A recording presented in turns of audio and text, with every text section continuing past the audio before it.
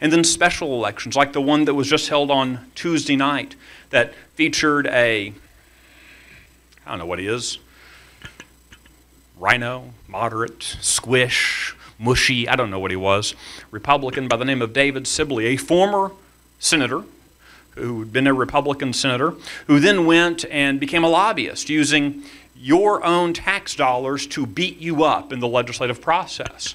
He was a lobbyist for various taxing entities, kind of getting in the way of taxpayer reforms. He decided he wanted to be a senator again. And through this wild, crazy machinations, you can go to our website, empowertexans.com. Got these little sheets down here that give you our website, so you have to remember that.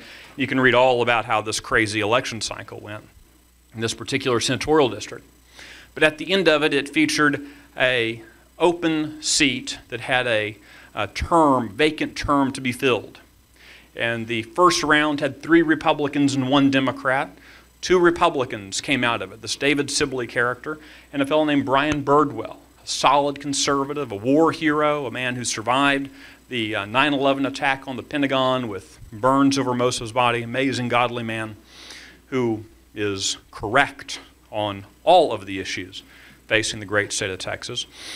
And David Sibley outspent Brian Birdwell almost 6-1 over the past 2 months for the special election. Brian Birdwell won with 58% of the vote. 58% of the vote. I can't get 58% of you people to agree on anything.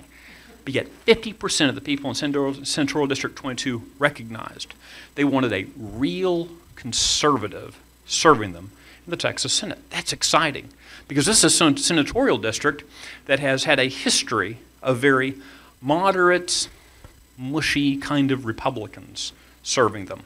This is the same senatorial district which is overlaid almost entirely by Chet Edwards's congressional district. Chet Edwards, who comes home and says, "Oh, I'm a blue dog Democrat," even though up in Washington he votes like Nancy Pelosi and all the rest. So this is a district that hasn't always given us the best of our team's philosophy. That Brian Birdwell won that senatorial district should make us really excited about the chances of knocking off someone like Chet Edwards come November. So we find all these exciting trend lines for elections in November. We see all these instances around the state where conservatives appear poised to do really well. Now, I would urge, though, a little bit of restraint. I am maybe the most pessimistic person you'll ever meet when it comes to elections. I tend to look at a full glass of water and think it's empty because I'm convinced that someone has drilled a hole through the table and is draining the water out. Okay? But even I am a little giddy about the opportunities that we have for victory in November. But what tempers that is the recognition that Republicans are often very good at snatching defeat from the jaws of victory. And the only way to ensure that we don't do this time, when we do have so many chances to substantively change not only the makeup of the Texas legislature in a very important year, in a very important cycle, but indeed change the United States Congress and change the United States. What we do in Texas changes national politics significantly because the congressional seats that will be moving into Texas with redistricting, lots of other reasons, Texas' strength of economy, everything else. So many opportunities to make a lasting impact on our nation and certainly on our state are in our grasp come November. The only way we ensure that happens is if you and I are actively involved in making that happen. If you and I are writing letters to our high school friends, if we're calling our cousins and family members who we don't really want to spend much time with, this is a year to spend time with them, to get them on board with doing the right thing electorally. We can win lots of races if we will just engage ourselves, engage our neighbors, engage our friends in ways that we never have before. But winning elections is fun. I tend to personally prefer elephants to donkeys. Elephants are more noble beasts than donkeys. I think elephants are better, generally speaking, as a category of animal than a donkey. I like horses better than donkeys. Why they didn't have that as their useful animal would have been better. But anyway, another story. But at the end of the day, whether we have more elephants than donkeys serving us in office is irrelevant if we don't have the right kind of policy solutions, if we don't have the right kind of policy outcomes as a result. Now, that's where my trouble the past 2 years has been in Texas. We have had a complete Republican control of Texas since 2003, when Republicans gained the Texas House. We did some good stuff early on, and then started getting squandered. And voters started getting depressed and discouraged.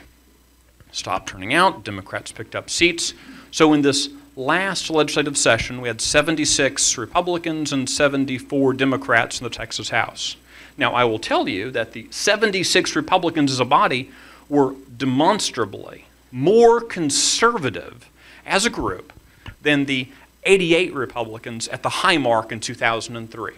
They were much more conservative. But because of the split, you had these weird things that happened, resulting in the election of a different Republican speaker who appointed half of the committee chairs as liberal Democrats. And so we've had nothing come out of the last legislative session. We had a very bad legislative session from a conservative perspective now a year ago. That's troubling because the leadership wasn't exactly in tune with what conservatives wanted. We need to make some changes if we're going to see that change. Leadership is critical when it comes to the policy decisions and the issues facing the great state of Texas. There are real substantive issues that will drastically affect all of our lives and indeed the nation. If we're not careful, I want to touch on a couple of them very quickly. The first of which you can't escape. You can't have picked up a newspaper about Texas policy or policy without seeing this. Texas is facing somewhere between a $11 to $18 billion budget shortfall. Now, that sounds like a lot of money. In the Sullivan House, $18 billion is still a lot of cash. Okay, so nothing to sneeze at. I would argue that it's probably going to be somewhere in about the $15 billion range is probably what the shortfall is. Now, real quick nerdy economics lesson for you. You will hear people mistakenly refer to what Texas is facing in the budget as a deficit. People are saying, Texas has this horrible deficit. It's insurmountable. No. Texas does not have deficits. The state of Texas constitutionally cannot have a deficit. A deficit is, you don't have to stretch very far to understand what a deficit is. A deficit is when you have $100 in your pocket and you walk into Best Buy and you see a television that costs $200. You say to yourself, I really want that television, but I have $100 in my pocket. And so you hand them $100 and then you write them an IOU that says, my next $100 will go to you if you will give me the television. You walk out the door, that's a deficit that then becomes debt. But at the moment of transaction, that's a deficit. You have a limited amount of money, but you're wanting to spend more. That's what a deficit, when you plan, when you make the active, actionable plan to spend more than you have, that's when a deficit is created. When you say to yourself, I don't care what my current cash balance is, I'm going to exceed it. That's when you have a deficit. Texas doesn't have those. Texas has a balanced budget. Texas always has a balanced budget. We must have a balanced budget. The legislature cannot go out of session unless they have a budget in which the expenditures matches the revenues. So when people are saying that Texas has a $11 to $18 billion deficit, they say incorrectly, what are they talking about?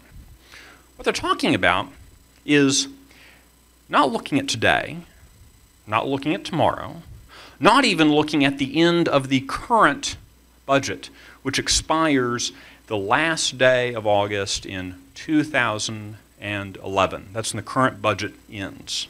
No, they're talking about a budget that ends in 2013, a budget that has not been adopted budget that has not even been debated, with revenues that have not even been contemplated. So it's a projected shortfall.